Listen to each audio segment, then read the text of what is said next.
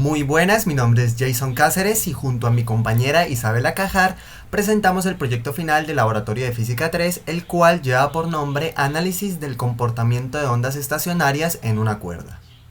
Bueno, lo siguiente que haremos es presentar el simulador con el cual se va a trabajar para este proyecto. Es un simulador desarrollado por el FET, el cual tiene una serie de configuraciones que nos ayudan mucho. Bueno, un apartado de ellas es que podemos realizar una onda de forma manual, podemos ponerlo a oscilar o podemos realizar un pulso. También podemos, en el modo de oscilar, podemos manejar ciertos parámetros de la onda, como lo son la amplitud, la frecuencia, un factor de amortiguamiento y un factor de tensión. Para el factor de tensión no nos da específicamente un valor numérico, pero como lo necesitamos, nos podemos ir al repositorio en donde está alojado este simulador en GitHub, y podemos ver que acá, en la parte del código, nos dice que el rango de esa tensión va desde 0,2 a 0,8. Así que podemos asumir que esta tensión que se nos muestra acá, cuando es baja, asume un valor de 0,2, cuando es media, asume un valor de 0,5 y cuando es alta, asume un valor de 0,8. El simulador también nos permite elegir una serie de configuraciones para los extremos. La primera de ellas es tener un extremo fijo. Luego podemos tener un extremo libre y luego podemos tener no podemos tener ningún extremo. Bueno, hagamos un breve repaso. Recordemos, ¿qué son las ondas estacionarias? Las ondas estacionarias se producen en una cuerda cuando dos ondas de igual frecuencia y amplitud que se mueven en direcciones opuestas se superponen, se encuentran. Esto crea un patrón de interferencia que parece estar estacionario, de ahí viene el nombre, o fijo en el espacio. La formación y el comportamiento de estas ondas dependen de las condiciones de los extremos de la cuerda y de las propiedades físicas de la cuerda, como la tensión o el amortiguamiento que pueda tener, la amplitud, etc. Bueno, pasemos a recordar también las fórmulas que definen este fenómeno físico. Recordemos que la función para una onda mecánica periódica está escrita como y de x, t, siendo x la posición en el espacio y t el tiempo transcurrido, igual a una amplitud por el coseno de k, que viene siendo el número de onda, por x, menos la frecuencia angular por el tiempo, más un desfase. Bueno, pero miremos en el simulador. ¿Qué pasa cuando tenemos una cuerda finita con un extremo libre? Vamos a verlo. Aquí lo vamos a ver con un pulso para poder entenderlo de una mejor manera. Podemos ver que mandamos un pulso y él se refleja, cuando llega al final de la cuerda, se refleja con la misma amplitud, con la misma frecuencia, pero en sentido contrario. ¿Sí? Entonces aquí es donde se nos va a dar el fenómeno de superposición de cuerdas cuando lo pongamos a oscilar. Vemos en este caso que se devuelve y ahí se genera una superposición de ambas ondas. Bueno, ¿qué está sucediendo en realidad en el simulador? Vamos a la parte matemática. Vemos que tenemos una onda, tenemos ese pulso que mandamos, que está yendo hacia la derecha. ¿Sí? Él está yendo hacia la derecha y se refleja, o sea, se convierte en otra onda que va hacia la izquierda, pero que tienen las mismas propiedades. O sea, sería, si lo viéramos como funciones, tendríamos y de 1 de x, t, y tendríamos que y de 2 de x, t, que es la que se regresa hacia la izquierda, sería la misma y de 1, pero de x, menos t. ¿Sí? Se está devolviendo, va en sentido contrario. Bueno, tenemos, por teoría, sabemos que la onda resultante es la suma de a las dos ondas que se superponen.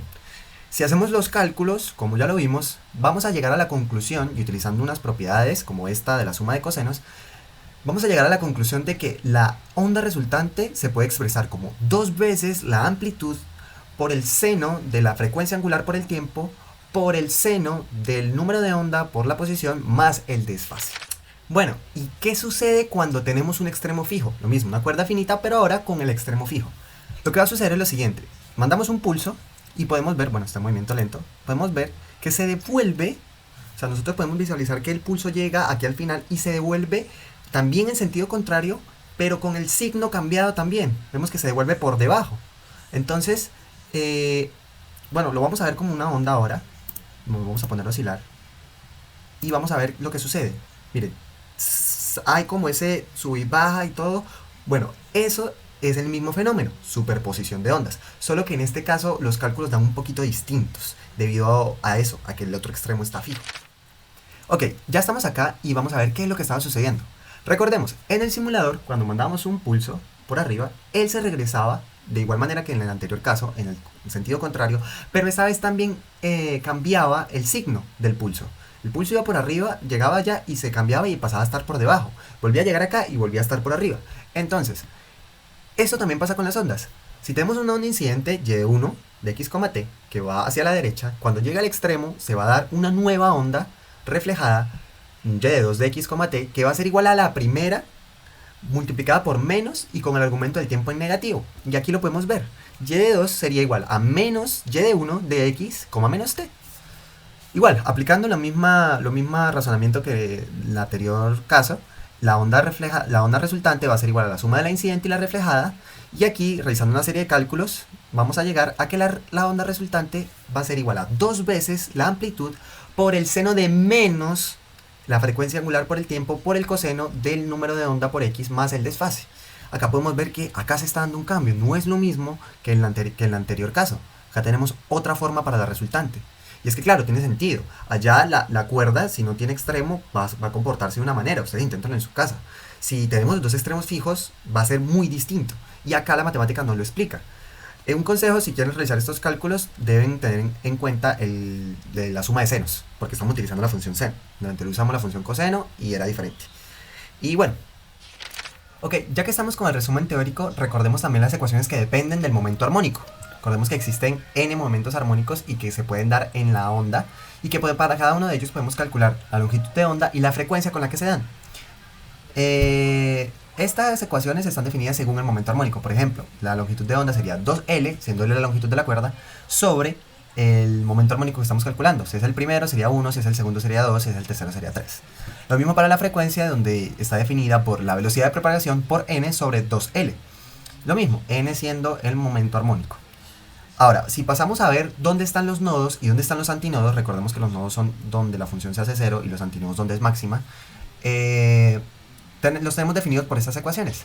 Ok, luego de haber repasado toda la teoría, vámonos a la práctica, ¿no? Vamos a la fase 2, el cálculo de las magnitudes.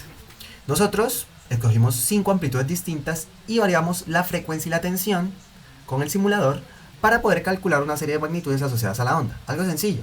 La longitud de onda, la velocidad de propagación, el número de onda, la energía total, y se utilizaron las ecuaciones que habíamos visto al principio.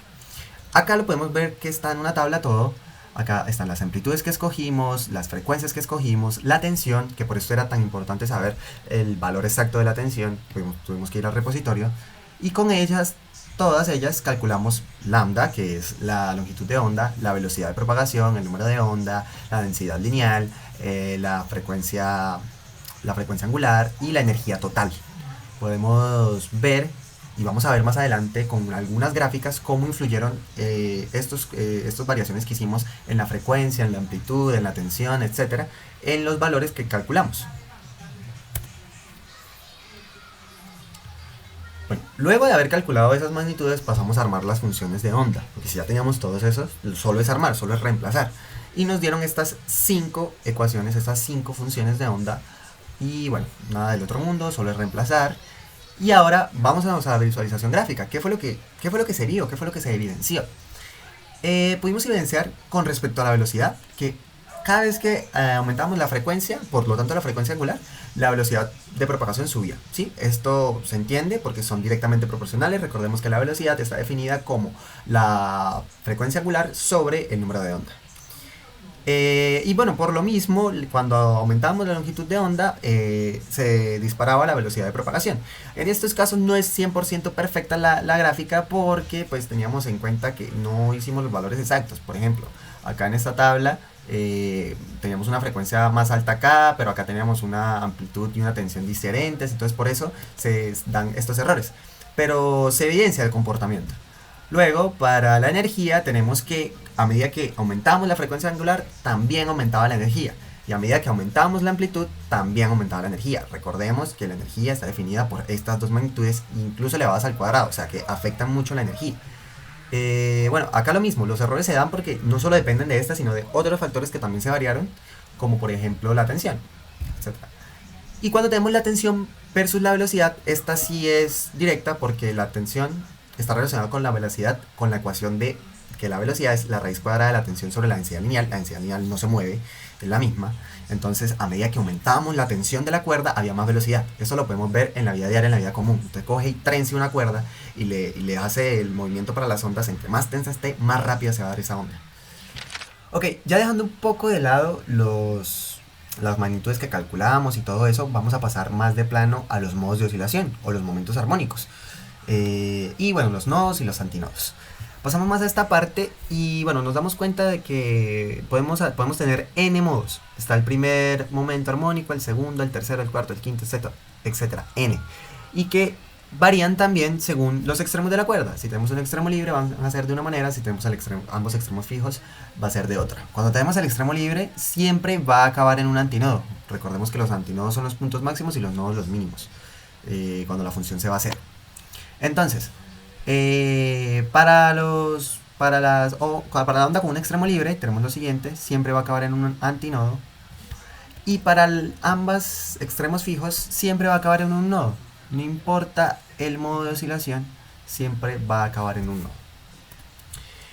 Entonces, para poder verlos en el simulador, ¿cómo le hacemos? Recordemos que tenemos unas fórmulas que habíamos calculado para poder calcular las frecuencias para visualizar esos modos. Esta sería la fórmula para la frecuencia. Y bueno, vamos a hacerlo, vamos a utilizarlo. Si medimos en el simulador cuánto mide la cuerda que nos da que aproximadamente mide unos 7,6 centímetros. Eso es más o menos, pues ahí depende del ojo de cada quien cómo lo vea. Y con ello armamos una onda y vamos a intentar visualizarlos. Las propiedades que tiene nuestra onda es una amplitud de 0,0020 metros, una tensión de 0,8, la tensión máxima, y una velocidad de 0,0621 metros sobre segundo. Esta velocidad fue calculada utilizando la densidad lineal de la cuerda y la tensión. Obtuvimos la siguiente tabla. Para tener el primer modo necesitamos una frecuencia aproximadamente de 0,40 Hz, el segundo de 0,81, el tercero de 1,22 y así sucesivamente hasta el séptimo, en este caso que era de 2,8. Así podemos seguir. Pero bueno, el simulador nos deja hasta un punto y no tiene sentido hacerlo más porque ya sabemos el paso a paso de cómo se hace. Y aquí hay algunos ejemplos. Este es con extremos fijos, acá podemos ver que si termina en un nodo. Este es con extremo fijo, también termina en un nodo. Este es con extremo libre, termina en un antinodo. Para calcular la posición de los nodos y de los antinodos, utilizamos las otras ecuaciones que teníamos ahí. La del nodo, esta, y la del antinodo, esta otra. Entonces, lo vamos a hacer solo para el segundo momento armónico, porque se generaliza. Para el momento armónico que ustedes necesiten se calcula el lambda de otra manera, etc. Pero es el mismo proceso. Acá está el simulador, acá lo pausé para que podamos observar que efectivamente el antinodo está aproximadamente a los 3,8 centímetros, más o menos, utilizando la regla y un poquito el ojo. Recordemos que el simulador no es tan preciso, entonces pues para ahí pueden haber los descaches. Bueno, ahora pasemos a cuando tenemos un extremo fijo. El mismo caso, el segundo armónico. Vamos a tener, lo podemos ver acá, 3 nodos, el inicial en 0, el de la mitad y el del extremo último, y 2 antinodos. Perfecto, acá utilizando las mismas ecuaciones nos dimos de que el primer nodo obviamente está en la posición 0 centímetros, el segundo nodo está en la 3,8, igual que en el anterior, y el tercer nodo está en 7,6, que es literal el final de la cuerda. Entonces concuerda mucho con el dibujo que acá podemos observar. Y los antinodos uno está en 1,9 como en el anterior y el segundo está en 5,7 aproximadamente. Entonces, bueno, vamos a ir a visualizarlo al simulador. Ok, acá estamos de nuevo en el simulador y vamos a ver qué es lo que hemos calculado, si se da.